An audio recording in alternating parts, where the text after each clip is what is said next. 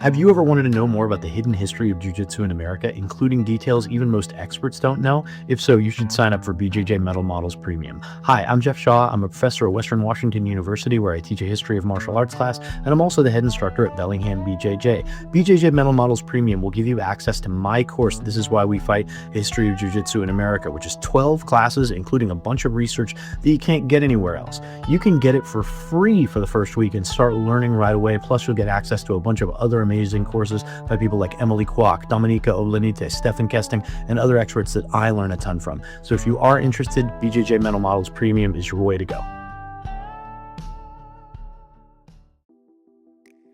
Hey everybody, welcome to BJJ Mental Models. I am Steve Kwan, and BJJ Mental Models is your guide to a conceptual and intelligent jiu-jitsu approach.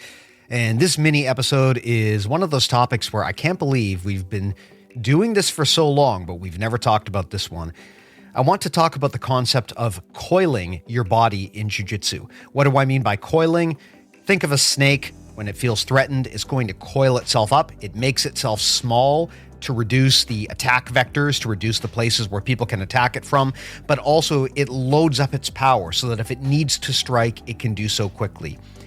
Martial arts have similar concepts, jiu-jitsu among them. If you've ever had a coach tell you to keep your elbows tight, like T-Rex arms, that's an example of limb coiling. You're being instructed to keep your elbows and your arms in so that your opponent can't easily grab onto them.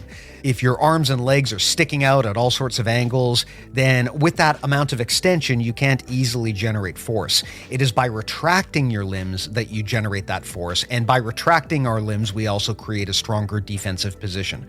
So my suggestion to people is, if you don't know what else you're doing in jiu-jitsu and you just want some basic pointers for body positioning, I would say keep your chin down so that way people can't easily get under your chin and get control of your neck. Keep your elbows in tight so that people can't easily get control of your elbows, because that's how they get control of your arms. And keep a bend in your knees, because that also prevents them from easily being able to enter into some sort of leg entanglement. The other benefit to staying coiled like this is that is how we generate power. If you don't bend your knees, it's going to be hard to launch yourself off of your feet.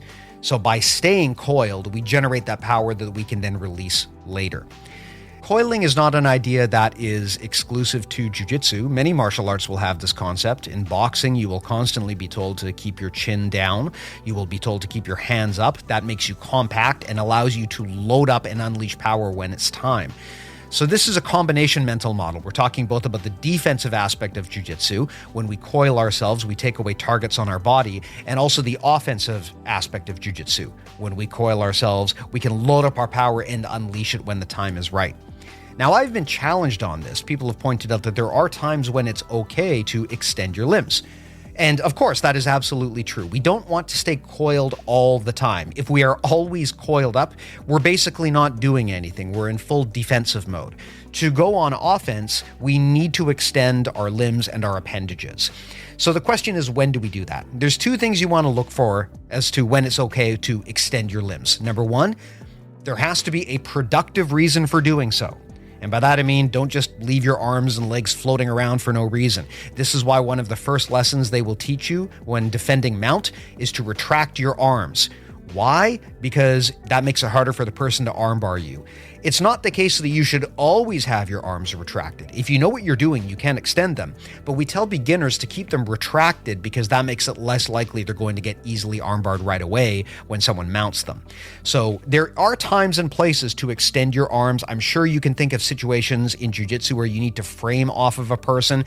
The trick, though, is that we want to be intelligent about that and only extend our limbs when there is a productive reason to do so.